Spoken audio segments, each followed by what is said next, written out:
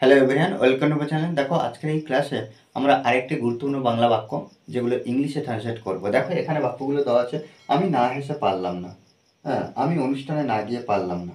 দেখো এই বাংলা বাক্যগুলো কী করতে হবে, আমাদেরকে ইংলিশে ট্রান্সলেট করতে হবে। দেখো এখানে জাস্ট গঠনটা আমি একটু দেখি। প্রথমে আমাদের কী করতে হবে না, বাক্যের প্রথমে সাবজেক্ট আনতে হবে, সাবজেক্ট, তারপরে could not but, could not but, তারপরে ভার্ব প্লাস আদার্স, এইচ আদার, অর্থাৎ অবজেক্ট হতে পারে বা অন্যান্য কিছু হতে পারে। দেখো এইভাবে কিন্তু প্রত্যেকটা বাংলা বাক্য থেকে আমরা ইংরেজিতে এই গঠনে করব। দেখো আমি না হেসে পারলাম না, আমি না হেসে পারলাম না, তাহলে এখানে সাবজেক্টকে আই, আই, তারপরে কুড নট বাট আনবো, কুড নট বাট, প্রত্যেকবারের সাবজেক্টের পরে কুড নট বাট আনবো, আই কুড নট বাট, তারপরে কি আমি না হেসে পারলাম না। এটা এখানে যে ভার্ব দেখতে পাবো, সেই ভার্বটা কোনটা, হেসে, I could not but smile,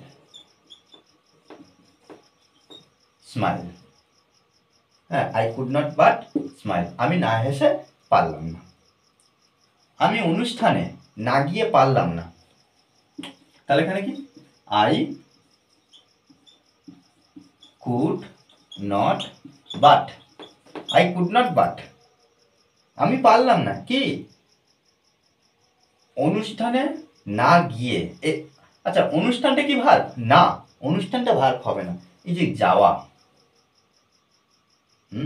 I could not but go to function,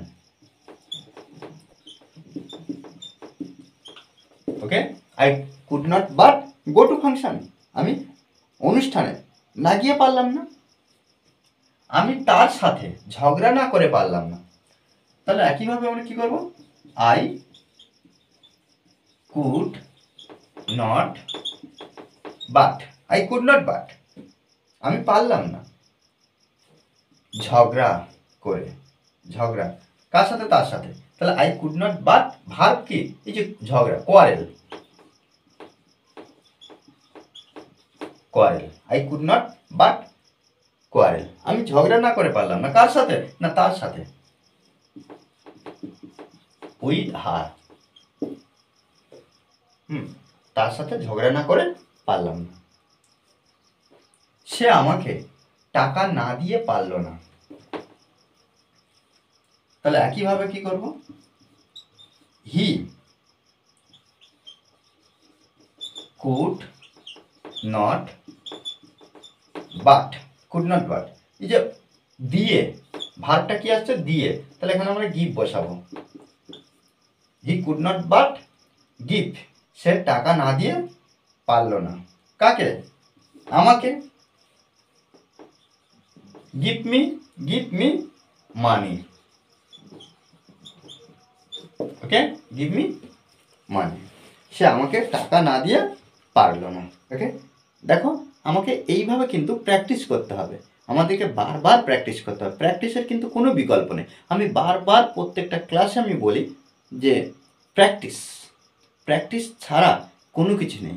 আমরা উন্নতি করতে পারবো, আমরা ইংলিশে ইমপ্রুভ করতে পারবো, শুধুমাত্র একটা কাজ করতে হবে, কি, প্র্যাকটিস।